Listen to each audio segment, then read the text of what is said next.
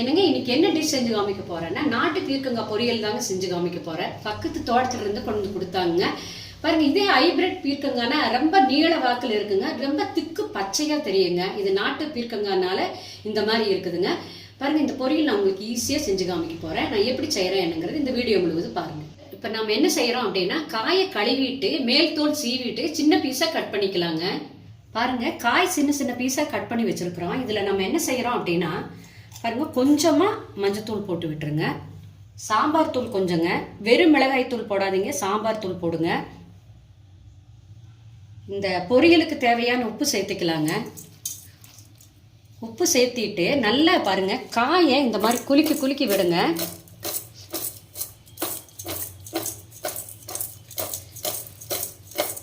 இந்த மாதிரி குலுக்கி விட்டுட்டு இனி காய் தாளிக்க ஆரம்பிச்சிடலாங்க. ஒரு தவா ஒன்று எடுத்து வச்சுக்கோங்க. எண்ணெய் கொஞ்சம் ஊற்றி விட்டுருங்க. எண்ணெய் காஞ்சிருச்சுங்க. கடுகு வெள்ளுளுந்து பருப்பு சேர்த்துக்கோங்க. பாருங்க, சீரகம் கொஞ்சம் சேர்த்திக்கோங்க. கடுகு பொரிட்டுங்க.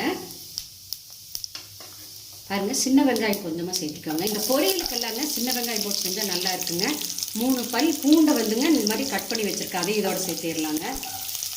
சாம்பார் தூள் போட்டிருக்கிறேங்க. தாளிப்புக்கு 2 வரமிளகாய் கிள்ளி வச்சுருக்கிறேங்க, அதையும் சேர்த்திடலாங்க. கொஞ்சமாக கருவேப்பிலைங்க. இதையெல்லாம் சேர்த்து நல்லா இந்த எண்ணெயில் வதக்கி விடுங்க.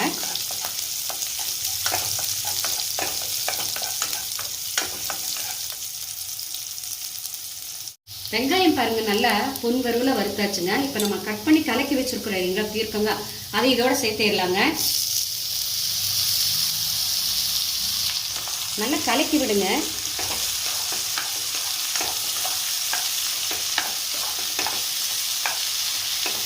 பாருங்க, வெங்காயம் வரமிளகாயோட நம்ம கட் பண்ணி வச்சிருக்கிற பீர்க்கங்காய் சேர்த்து நல்லா கலக்கி விடுறேங்க. பாருங்க, காயிலிருந்தே தண்ணி வருங்க. நம்ம இப்போ அடுத்தது என்ன செய்யறோம்னா, பாருங்க, கொஞ்சமா கையில இப்படி தண்ணி தெளிச்சு மட்டும் விட்டா போதுங்க. தண்ணியெல்லாம் ஒன்றும் ஊற்ற வேண்டாம். ஒரு கலக்கு கலக்கிட்டு அப்படியே மூடி போட்டு மூடிடுங்க. இடையில மட்டும் அப்பப்போ பெரட்டி விடுங்க.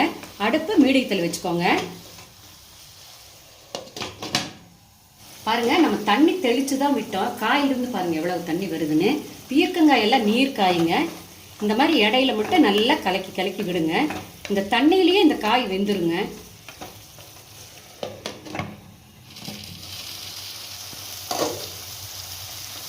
பாருங்க, காயை நல்லா வெந்துட்டு வருது. கொஞ்சமா தண்ணி இருக்குது பார்த்தீங்களா. இப்போ என்ன செய்யறீங்கன்னா, ஓப்பன்ல அப்படியே விட்டுருங்க, மூடி வைக்காதீங்க. இருக்கிற தண்ணியும் சுண்டிருங்க. பாருங்க, தண்ணியெல்லாம் சுண்டிருச்சு பாருங்க, தண்ணியே இல்லை. காயும் பாருங்க நல்லா வெந்துருச்சு. அடுத்தது நம்ம என்ன செய்யறோம்னா, பாருங்க, கொஞ்சமா தேங்காய் துருவலுங்க. அந்த தேங்காய் துருவல் இதோட சேர்த்திருங்க. தேங்காய் போட்டு 1 நிமிஷம் கலக்கி அப்படியே அடுப்பில் இருக்கட்டுங்க.